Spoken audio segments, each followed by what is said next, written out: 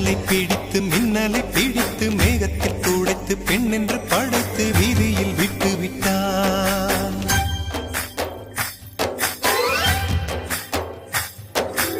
இப்படி இன்னொரு பெண்மையை படைக்க தன்னிடம் கற்பனை தீர்ந்ததை எண்ணித்தான் பிரம்மனும் மூர்ச்சையுற்றான்.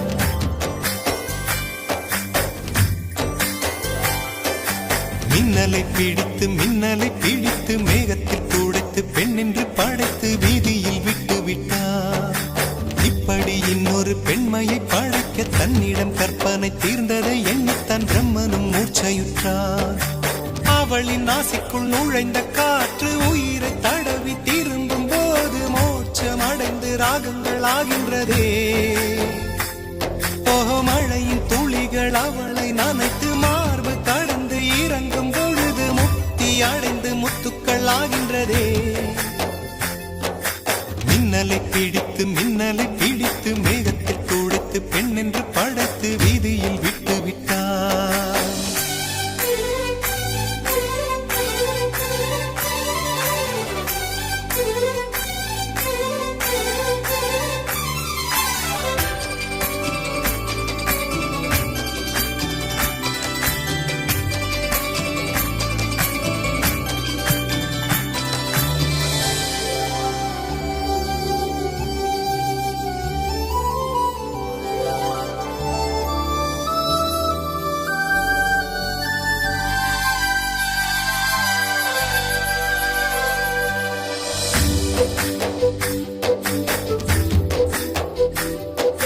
நிலவின் ஒளியை பிடித்து பாலில் நனைத்து கன்னங்கள் செய்து விட்டார்.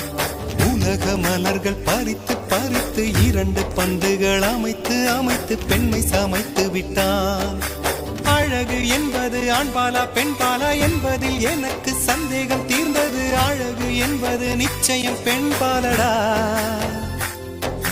கவிதை என்பது மொழியின் வடிவம் என்றொரு கருத்தும் இன்று உடைந்தது. கவிதை என்பது கன்னி வடிவமடா.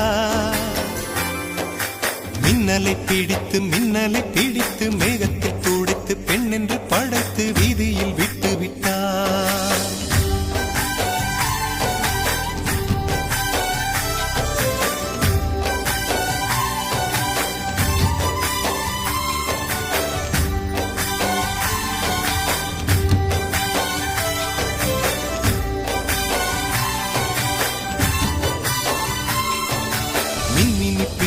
மின்மினி பிடித்து கண்களில் பதித்து கண்மணி கண் பறித்தாள்.